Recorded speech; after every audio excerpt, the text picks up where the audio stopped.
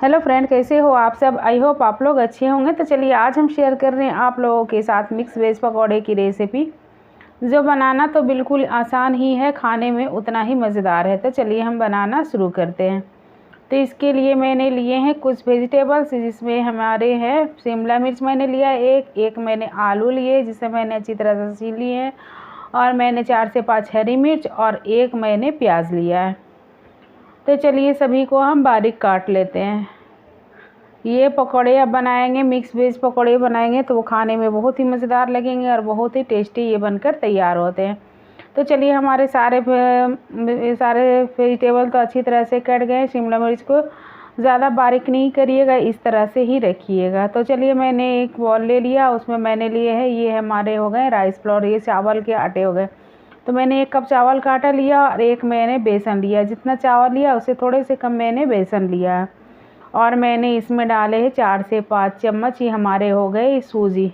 तो सूजी आप ज़रूर से ज़रूर डालें, इससे हमारे जो पकौड़े बनेंगे बहुत ही कुरकुरे और क्रिस्पी बनकर तैयार होंगे। और चावल के आटे से तो हमारे पकौड़े कुरकुरे बनेंगे ही। तो इसमें मैंने डाला लाल मिर्च पाउडर आधा चम्मच, ज़ीरा मैंने डाला, साबुत ज़ीरा मैंने डाले हैं आधा चम्मच, और हल्दी पाउडर मैंने डाला आधा चम्मच। इसमें मुझे बिल्कुल ही मैंने कम मसाले का इस्तेमाल किया है। तो आप इस तरह से पकौड़े बनाकर देखिए, बहुत ही मज़ेदार और बहुत ही जल्दी भी बन जाते हैं और बहुत ही टेस्टी बनकर ये तैयार होते हैं। तो इसमें मैंने सारे सब्ज़ी वगैरह सारे बारी बारी से डाल दिए। अगर आपको कोई एक्स्ट्रा और भी कुछ डालना हो तो आप इसमें डाल सकते हैं। ये जो चावल वाले आटे होते हैं उसके पकौड़े अब बनाएंगे, बहुत ही क्रिस्पी क्रंची ये बनकर तैयार होते हैं और बहुत ही जल्दी ये बनकर तैयार भी हो जाते हैं। तो चलिए अब इसे अच्छी तरह से हम मिला लेते हैं। तो आप इस पकौड़े को एक बार ज़रूर से ज़रूर बना कर देखिएगा, बहुत ही मज़ेदार बनकर ये तैयार होते हैं। तो चलिए मैंने स्वाद अनुसार डाले नमक डालकर इसे पहले अच्छी तरह से आप मिला लें, अच्छी तरह से मिला लें। उसके बाद ही इसमें हम थोड़े थोड़े पानी डालकर इसे हमें तैयार कर लेना है। और मैंने इसमें मीठा सोडा वगैरह कुछ भी नहीं डाला, मीठा सोडा ये सब नहीं डालें।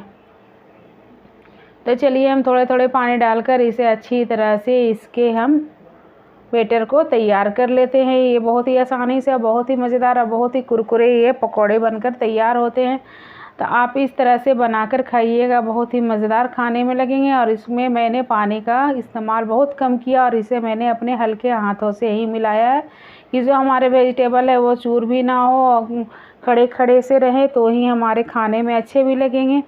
तो इस तरह से तो ये अच्छी तरह से मैंने इसे अच्छी तरह से फेंट ली है। अब एक फ्राई पैन में मैंने तेल रखे, तेल हमारे अच्छी तरह से गर्म हो जाए उसके बाद हम सारे पकौड़े को आराम से फ्राई कर निकाल लेंगे। तो ये पकौड़े बहुत ही आसानी से भी बन जाते हैं, बहुत जल्दी झटपट ये बनकर तैयार हो जाते हैं।